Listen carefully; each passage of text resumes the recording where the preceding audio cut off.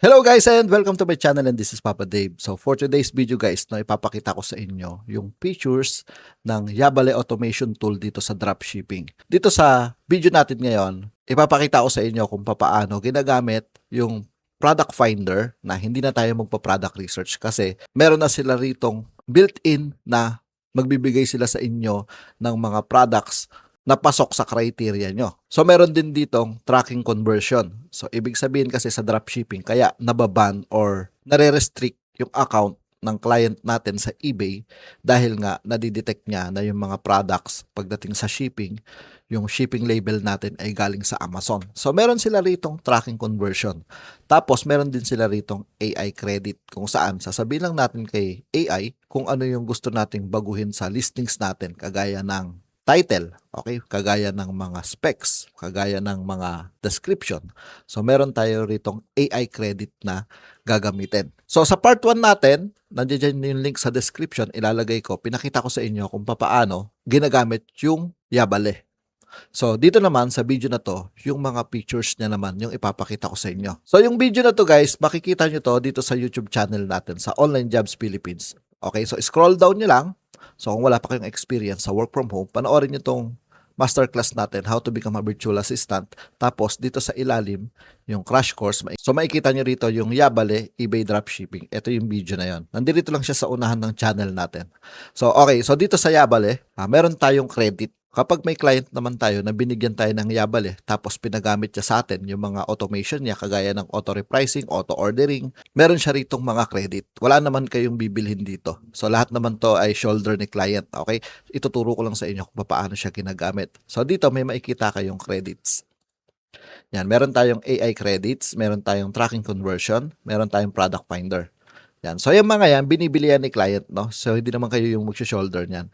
Dito, para gamitin yung product finder, so dito muna tayo sa product finder na maglilista rin kayo ng product na hindi nyo na kinakailangan na mag-edit ng product. Pero syempre, may mga client na gusto niya, yung listings niya ay hindi AI yung gumawa. Mas marami kasi yung ganong client. So, dito naman, may mga client na gumagamit lang sila ng Yabale, naghahanap lang sila ng VA na wala na silang gagawin. Ang gusto nila, yung Yabale na yung gagawa ng business nila.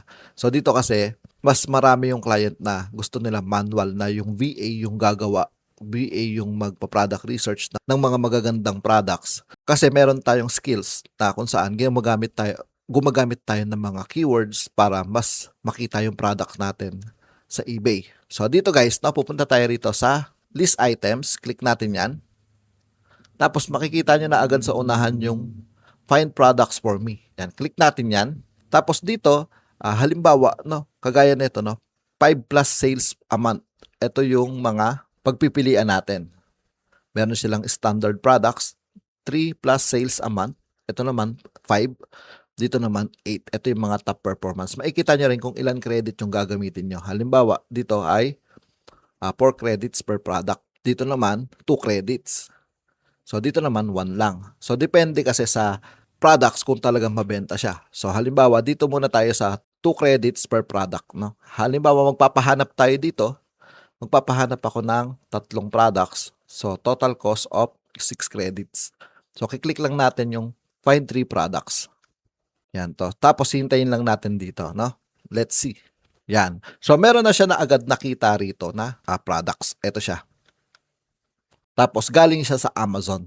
Tapos makikita niyo yung title niya rito. So, hindi ito yung tamang title kasi nga, kinuha niya lang to sa Amazon.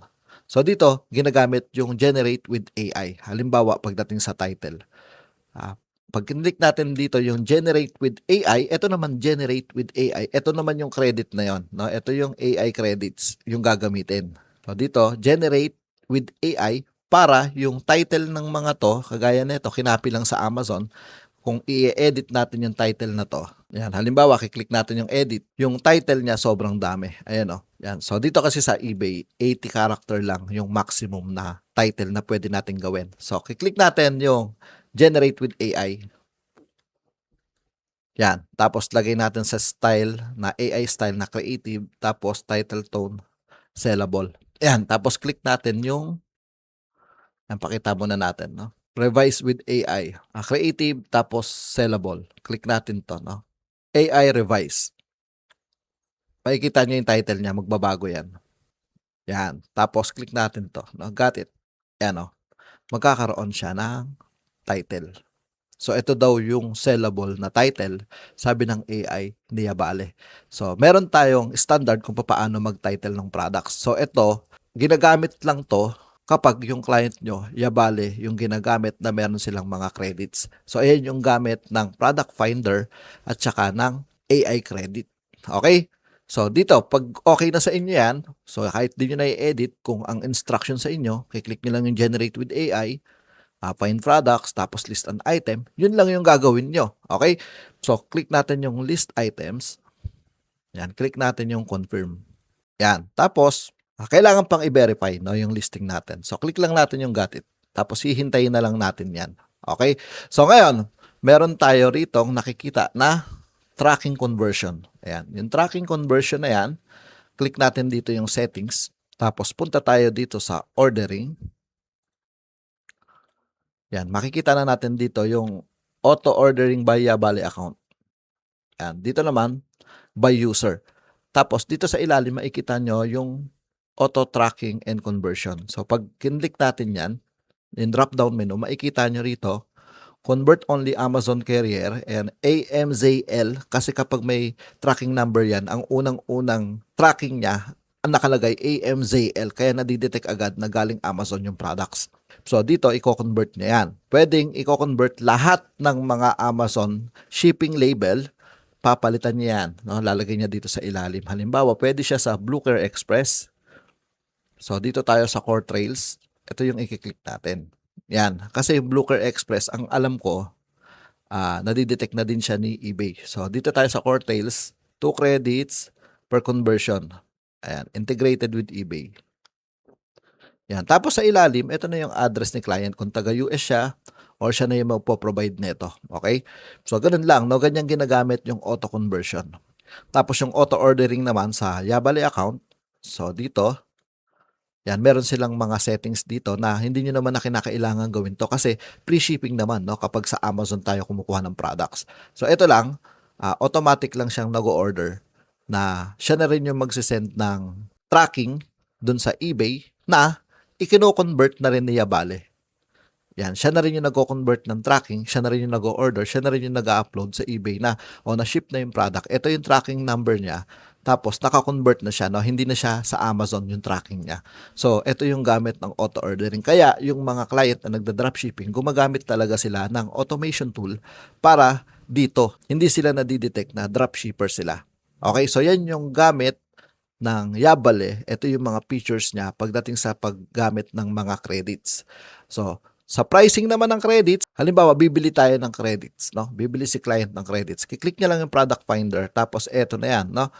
$50, 5,000 credits. So, sobrang dami na yan. Kaya may mga client na ganito na lang yung ginagawa nila. Okay, so naghahanap sila ng BA para na lang sa pag-edit, pag-check, double check ng mga products, check nila kung tama ba yung price, tama ba yung mga specs, description, taga-check na lang kayo. Tapos, meron tayong full course niyan dito din sa YouTube channel natin. Okay, dito sa Online Jobs Philippines. Scroll down nyo, makikita nyo rito yung eBay Dropshipping dito sa ilalim ng WooCommerce. No? eBay Dropshipping na full course. No? Para mas matutunan nyo ng in-depth etong trabaho dito sa dropshipping. Okay guys, no, yan yung gamit ng Yabale Dropshipping Automation Tool. Ito yung mga features na ginagamit ng mga client para mas mapadali yung trabaho natin. So, pero wag kayong matatakot na papalitan ni AI yung trabaho natin, no? Kasi itong mga to hindi naman accurate, no? Ito lang yung nagbibigay ng mga idea para mas mapabilis yung trabaho natin. Syempre, mas mabilis yung trabaho natin, mas marami tayong malilist. So, mas marami yung chance na kumita yung client natin. So, yan yung gamit ng Yabale Automation Tool. So, okay guys, no, lalagay ko yung link sa description, no? Pwede nyo siyang i-recommend sa client nyo. So, sana nakatulong sa inyo yung video na to. So, yun lang po at maraming salamat.